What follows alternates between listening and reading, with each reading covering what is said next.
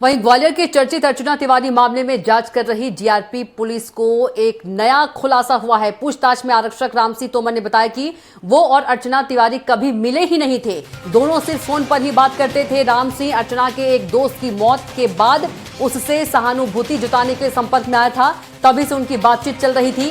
बीते 6 अगस्त की बस का टिकट इंदौर से ग्वालियर का था। पुलिस राम सिंह तोमर से अलग अलग थानों में पूछताछ कर रही है ताकि दोनों के बीच की उस कड़ी का पता लगाया जा सके जो मामले की गुत्थी को सुलझा सकती है।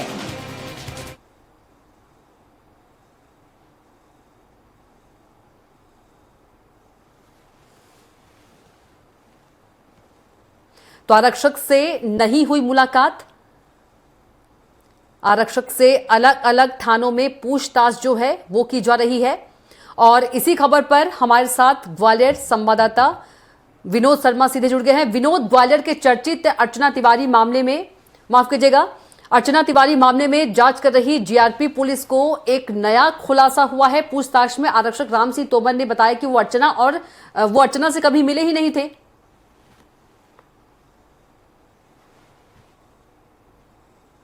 की है तो राम सिंह का कहना है कि अर्चना से उसने कभी फिजिकल तौर पर उसकी मुलाकात नहीं हुई है, केवल उसने फोन के जरिए उससे बातचीत की है। जब अर्चना की एक दोस्त थी, उसकी मौत हो गई थी और अर्चना अपने आप को अकेला महसूस कर रही थी, तो वो दोस्त के जानता था पहले से, लिहाजा वहां रखकर उससे पूछताछ की जा रही है। लगातार राम सिंह से पूछताछ की जा रही है, लेकिन राम सिंह यही कह रहा है कि उसको अर्चना के बारे में कुछ भी नहीं पता। उसने अर्चना के बारे में कोई लोकेशन नहीं है, वो केवल एक ऐसा दोस्त था जो कभी उससे मिला नहीं था।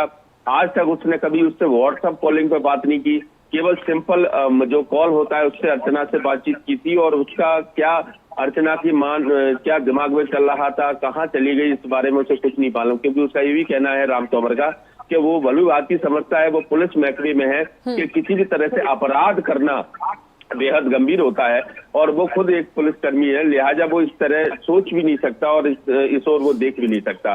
लेकिन विनोद, जब इतना बड़ा मामला हो गया, 7 तारीख से अर्चना तिवारी गायब है, तो जब राम सिंह ने टिकट करवाई थी तो सामने आना चाहिए था उन्हें।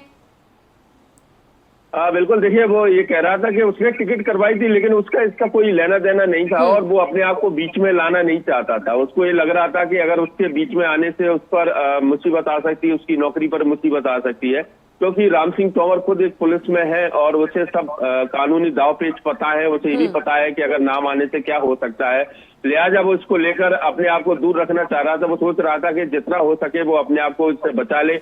हो सकता है कि उसकी तरफ किसी की नजर ना जाए, किसी की तरफ उसको देखा ना जाए या उसके बारे में कोई नाम ना आए, तो वो सेफ बच जाएगा। लेकिन सवाल ये खड़ा होता है कि अर्चना आखिर गई कहाँ? अगर वो ग्वालियर आई है तो फिर ग्वालियर से कहाँ चली गई? अगर ग्वालियर नहीं आई है तो बीच में कहाँ लापता हो गई? तो कई ऐसे सवाल खड़े हो रहे हैं जिसको लेकर लगातार पुलिस जांच कर रही है। एक बड़ा मामला हो चुका है, बहुचर्चित मध्य प्रदेश का मामला है ये अपने आप में, कि अर्चना आखिर लापता हुई है तो गई कहाँ है।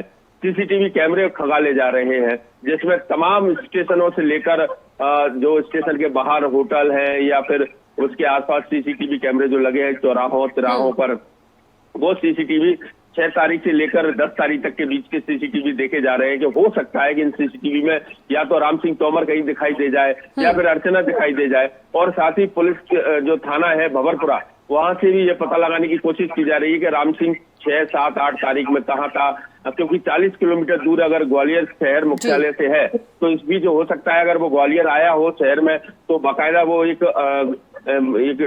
लिखा जाता है कि वो शहरी क्षेत्र में जा रहा है और उसकी आमदी होती है, वापसी होती है, तो वो रजिस्टर भी पुलिस चेक कर रही है। वो देख रही है कि राम सिंह इतने 3 दिनों के अंदर कहीं थाना छोड़कर तो नहीं गया, छुट्टी पर तो नहीं गया था, या किसी तरह से कोई ऐसा तो नहीं है कि वो अचानक बीमार हो गया हो या लापता हो गया हो। बिल्कुल विनोद, तमाम जानकारी के लिए आपका बहुत ही धन्यवाद और आप नजर बनाए रखिएगा, आगे भी आपसे अपडेट लेते रहेंगे।